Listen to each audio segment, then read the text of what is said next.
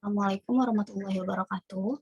Nama saya Zahratul Miska dengan NIM 1503621112. Di sini saya dari program studi Pendidikan Teknik Bangunan Fakultas Teknik Universitas Negeri Jakarta untuk memenuhi tugas UAS mata kuliah wawasan pendidikan yang diampu oleh Bapak dosen Dr. Rian Arthur SPD MPD.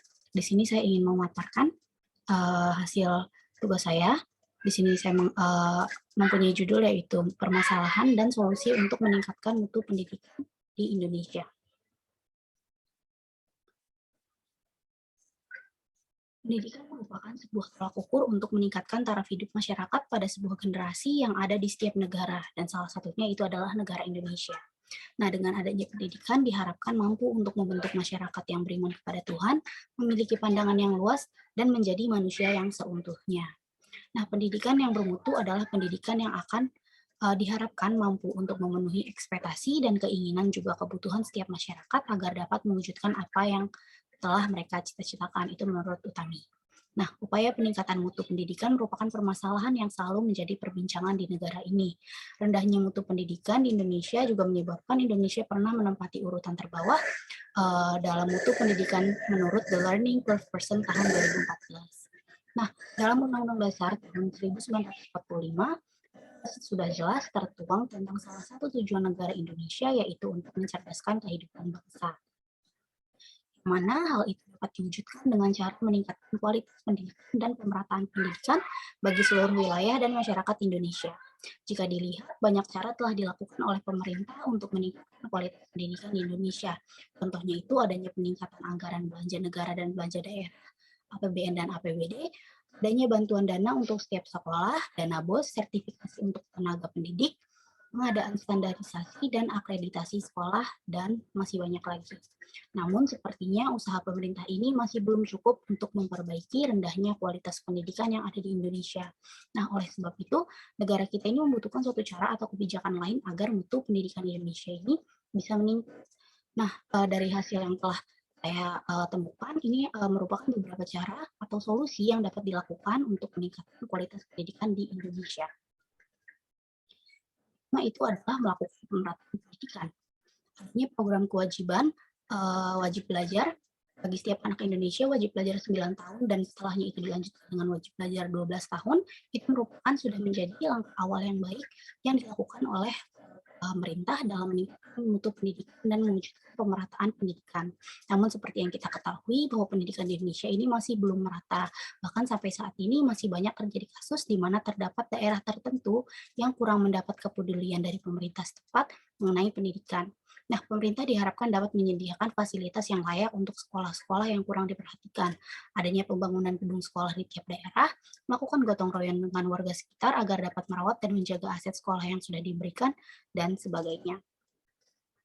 Nah, yang kedua itu adalah meningkatkan kualitas guru di Indonesia. Nah, utama seorang guru adalah untuk mendidik, mengajar, mengarahkan, menuntun, melatih peserta didik usia dini, sekolah dasar, sekolah menengah, dan selanjutnya. Nah, negara kita itu membutuhkan guru yang profesional yang dapat menjalankan tugas dan perannya sesuai dengan ketentuan yang berlaku. Sebagai tenaga profesional, seorang guru memiliki kedudukan sebagai agen pembelajaran yang akan menentukan kualitas pendidikan yang ada di Indonesia. Nah, seorang guru seharusnya itu benar-benar memahami tentang bagaimana caranya mendidik anak, bukan hanya mengajar atau memberi materi saja. Oleh karena itu dibutuhkannya seorang tenaga pendidik yang berasal dari lulusan minimal strata 1 pendidikan. Nah, pemerintah juga terus berusaha untuk memberikan pelatihan dan seminar, juga adanya tunjangan sertifikasi bagi guru agar dapat meningkatkan kualitas guru di Indonesia. Nah, yang ketiga itu adalah kurikulum yang digunakan sudah sesuai. Keberhasilan suatu proses pembelajaran juga ditentukan oleh kurikulum yang digunakan. Jadi kurikulum yang digunakan di Indonesia itu terlalu banyak direvisi dalam waktu yang singkat. Nah, bisa dikatakan bahwa setiap adanya pergantian menteri, maka kurikulum tersebut akan ikut berganti. Nah, pergantian kurikulum secara cepat ini dalam kurun waktu yang singkat juga akan mempengaruhi peserta didik dan guru. Banyak sekali guru yang mengkritik adanya pergantian kurikulum dalam waktu yang singkat ini dikarenakan sulitnya beradaptasi dari satu kurikulum ke kurikulum lainnya. Nah, kurikulum sendiri itu memiliki tiga utama, itu adalah kurikulum sebagai sebuah substansi, kurikulum sebagai sistem, kurikulum sebagai suatu bidang studi. Nah, oleh karena itu kita membutuhkan suatu kurikulum yang tepat untuk negara ini agar mutu pendidikan dapat meningkat. Nah, eee, itu pendidikan di Indonesia itu mendorong pemerintah untuk melakukan berbagai cara agar kualitas pendidikan selalu meningkat setiap tahunnya. Berbagai upaya telah dilakukan, namun kualitas pendidikan di negara ini dikatakan masih stuck atau belum berkembang. Nah, seperti yang sudah dijelaskan sebelumnya, tujuan untuk mencapai pendidikan bermutu itu tidak hanya dilakukan untuk memenuhi aspek input dan output saja, tapi yang lebih penting adalah bagaimana proses yang dilakukan dalam mewujudkan peningkatan mutu pendidikan itu sendiri.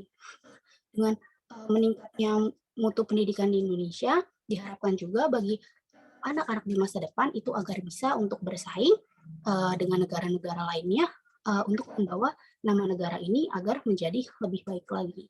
Mungkin itu saja yang dapat saya sampaikan. Kurang lebihnya mohon maaf. Terima kasih. Wassalamualaikum warahmatullahi wabarakatuh.